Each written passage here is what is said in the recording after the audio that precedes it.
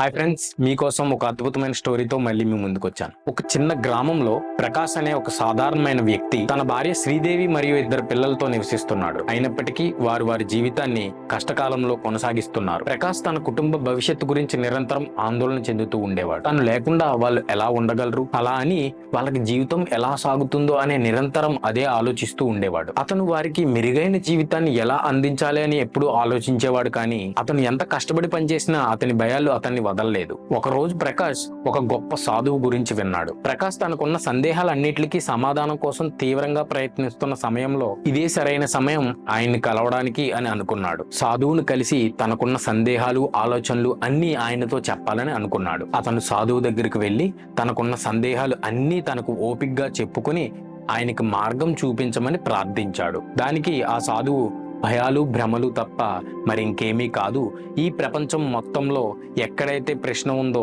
అక్కడే సమాధానం ఉంటుంది అని ఆ సాధువు చెప్పాడు. ఒక వ్యక్తి తన కుటుంబాన్ని విడిచినప్పుడు వారి ప్రపంచం ఏమీ ఆగిపోదు, మీరు లేకుండా వారు వారి జీవితాన్ని క్రమక్రమంగా కొనసాగిస్తారు, ఇది జీవన విధానం అని తెలియజేశాడు. ప్రకాష్ తీవ్రంగా కలత చెందాడు. అప్పటికి కొంచెం నిరుత్సాహంతో ఉన్నప్పుడు సాధువు ఒక సూచన ఇచ్చాడు. అన్నీ వదిలి మీ ఆధ్యాత్మిక జీవితానికి మిమ్మల్ని మీరు అంకితం చేసుకోండి సలహా ఇచ్చాడు. మీ అనుబంధాలను వదిలేయండి, మీరు నిజమైన శాంతిని పొందుతారు అని చెప్పాడు. ప్రకాష్ కొంచెం సంకోచించి, నా భార్య పిల్లలను ఎవరు చూసుకుంటారు, వారికి నేను బాగా అవసరం అన్నాడు. దానికి సాధువు నవ్వుతూ, మీరు ప్రేమించే వారిని మీరు ఎప్పుడూ తక్కువ అంచనా వేస్తారు, మీరు లేకుండా వాళ్ళు బాగానే ఉండగలరు, కానీ అది మీరు నమ్మడానికి మీ మనసు కొంచెం సంకోచిస్తుంది. అలా చెప్పగానే ప్రకాష్ అక్కడి నుంచి తన ఇంటికి వెళ్లిపోయాడు. మరుసటి రోజు ప్రకాష్ కి పదే పదే ఈ సాధువు మాటలే గుర్తొస్తున్నాయి. అప్పుడు అతను సాధువు ఆశ్రమానికి తిరిగి వచ్చి సాధువు ఇచ్చిన ఒక ఆధ్యాత్మిక ప్రవచన విన్నాడు. సాధువు భక్తి గురించి మాట్లాడుతున్నప్పుడు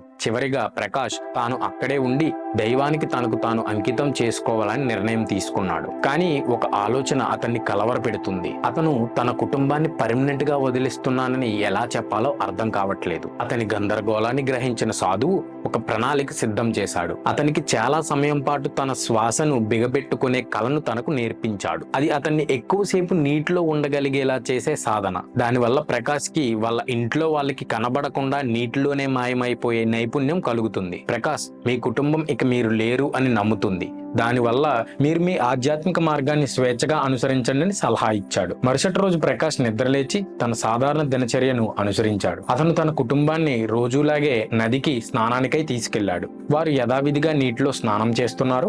అతను నిశ్శబ్దంగా తన శ్వాసను ఆపుకుని ఎవ్వరికీ తెలియకుండా నీటి అడుగు భాగానికి వెళ్లిపోయాడు. అతని కుటుంబం భయాందోళనకు గురై అతని కోసం వెతుకుతూ ఉంది. గంటలు గడుస్తూనే ఉన్నాయి, కానీ వారు అతన్ని కనుక్కోలేకపోయారు. తన కుటుంబ సభ్యులు అక్కడ ఉన్నవారు ఇక తను లేడని, మునిగిపోయాడని నమ్మి అక్కడి నుంచి వెళ్లిపోయారు. ఈలోగా ప్రకాష్ ఎవరూ గమనించకుండా నది నుంచి బయటకు వచ్చి తన ఇంటికి వెళ్లి తన గతాన్ని మొత్తం అక్కడి నుంచి వదిలి ఆశ్రమానికి వెళ్లిపోయాడు. రోజులు గడుస్తున్నాయి, వారాలు గడుస్తున్నాయి. అతను తన భక్తి జీవితంలో పూర్తిగా నిమగ్నమైపోయాడు ఉన్నాడు. కానీ అతని హృదయం ప్రశాంతంగా లేదు. అతని కుటుంబం ఎలాగుందో అని నిరంతరం ఆలోచిస్తూనే ఉండేవాడు. ఎలా ఉన్నారో, ఏం చేస్తున్నారని తెలుసుకోవాలని కుతూహల తనలో ఎప్పటికీ ఉంది. వాళ్ళు ఇతన్ని మిస్ అవుతున్నారా, ఏదైనా ఇబ్బంది పడుతున్నారా అనే ప్రశ్న ఇతని మదిలో ఎప్పుడూ మెదులుతూనే ఉండేది. అలా రోజులు గడిచాయి. కొద్ది రోజుల తర్వాత ఒక రోజు ఆమె భార్య సాధువు ఆశ్రమాన్ని సందర్శించింది. ప్రకాష్ వెంటనే ఆమె గొంతు గుర్తుపెట్టి ఎక్కడి నుండో పరిగెట్టుకుంటూ వచ్చి స్తంభాల వెనక నుండి ఆమె మాట్లాడేదంతా వినడానికి ప్రయత్నం చేస్తున్నాడు. కానీ ఎదురుగుండా వెళ్లి మాట్లాడడానికి ధైర్యం చేయలేకపోయాడు. సాధువు ఆమెని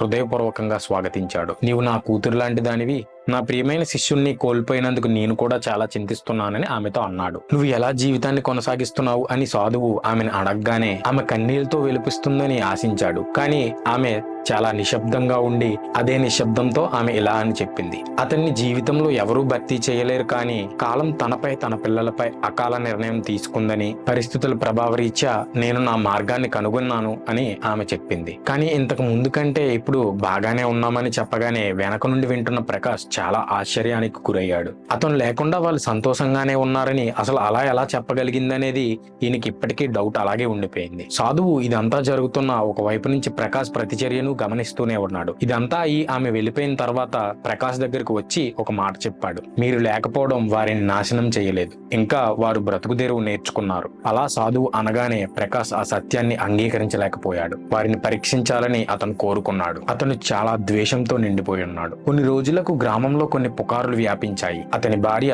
దురదృష్టాన్ని ఎదుర్కొంటుంది. గ్రామస్తులకు భయపడి ఆమె రోజులు గడుపుతూ వస్తుంది. కానీ ప్రకాష్ ఆశ్చర్యపోయేలా ఆమె భార్య చాలా ప్రశాంతంగా అలానే ఉండిపోయింది. ఆమె తన కుటుంబాన్ని పోషించడానికి చాలా కొత్త మార్గాలు ఎన్నుకుంది. వాళ్ళ పిల్లలు చదువు కొనసాగించారు. నవ్వులు వారి ఇంటిని ఇప్పటికీ వీడిపోలేదు. మరొక పక్క ప్రకాష్ నిరాశ చెంది ఒక ఓడిపోయిన వ్యక్తిగా మిగిలిపోయాడు. ఒక రోజు రాత్రి బాగా చీకటి పడిన తర్వాత తన ఇంటికి వెళ్లి తలుపుని తట్టాడు. అతని భార్య లోపల నుండి ఎవరు మీరు అని ప్రశ్నించింది.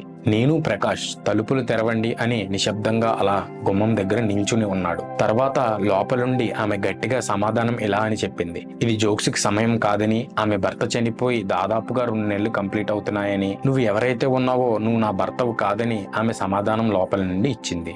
ఈ వైపు నుండి ప్రకాష్, నేను అసలు చనిపోలేదు, ఎన్ని రోజులు నేను సాధువుల దగ్గర ఉన్నాను అని సమాధానం ఇచ్చాడు. అప్పుడు లోపల నుండి ఆమె నిరాశ చెందుతూ, అప్పుడు నువ్వు ఇక నాకు తెలిసిన వ్యక్తివి కాదు. ఆమె గొంతు చెలించకుండా, అసలు నేను ప్రేమించిన వ్యక్తి ఎప్పుడూ కుటుంబాన్ని వీడిపోడు అని చెప్పి, నా పిల్లలు మరియు నేను తాను లేకుండా జీవితాన్ని నిర్ణయించుకున్నామని, మేము ఇలాగే కొనసాగిస్తాము, మీరు ఎక్కడి నుంచి వచ్చారో దయచేసి అక్కడికే వెళ్ళిపోండని నెమ్మదిగా చెప్పింది. ప్రకాష్ అలాగే నిశ్శబ్దంగా నిలబడిపోయి ఉన్నాడు. తాను విడిచిపెట్టిన సత్యాన్ని గ్రహించాడు. తన అవసరం నిజంగానే అక్కడ లేదని భావించాడు. కానీ అతను లేకుండా వారు జీవితాన్ని బరువైన హృదయాలతో కొనసాగిస్తున్నారని అర్థం చేసుకున్నాడు. సాధువు అతనికి నేర్పించడానికి ప్రయత్నించిన పాఠం మనం అత్యవసరమని మనం అనుకోవచ్చు, కానీ ప్రపంచం మన ఒక్కరితో ముడిపడి లేకుండా ముందుకు సాగుతూనే ఉంటుంది. బలం అనేది ఒకరిపై ఆధారపడి ఉండదు, వ్యక్తిత్వ బలం నుంచి అది వస్తుంది. ప్రకాష్ తన కుటుంబం తాను లేకుండా నిలబడలేదని నమ్మాడు, కానీ జీవితం కొనసాగింది. ఎవ్వరూ తప్పనిసరి కాదని నిరూపించబడింది. అతని భార్య యొక్క అచంచలమైన సంకల్పం మరియు అతని పిల్లల యొక్క సామర్థ్యం, ధైర్యం, పట్టుదలతో కష్టాలను అధిగమించవచ్చని తెలియజేసింది. అహంకారాన్ని అంటిపెట్టుకుని ఇతరులపై నియంత్రణ కోరుకోవడం సరైనది కాదని, అది చెడు మార్గాలకు దారితీస్తుందని, జీవితంలో బాధను అంగీకరించిన వారికి వినయం నిజమైన విజయాన్ని చేకూరుస్తుంది. చివరిగా ప్రకాష్ బాధ్యతలను వదిలేయడం కాదు అనే సత్యాన్ని గ్రహించాడు. మరి ఈ స్టోరీ మీకు ఎలా అనిపించిందో నాకు కామెంట్ చేయండి. ఇలాంటి మరిన్ని స్టోరీస్ మన ఛానల్లో వస్తూనే ఉంటాయి. మీ అభిమాన సెలబ్రిటీస్తో నేను మరిన్ని వీడియోలు చేయాలంటే మీ సపోర్ట్ నాకు కావాలి. మీ లైక్, షేర్, సబ్స్క్రైబ్ మాకు చాలా సపోర్ట్ ఇస్తుంది. Thank you very much.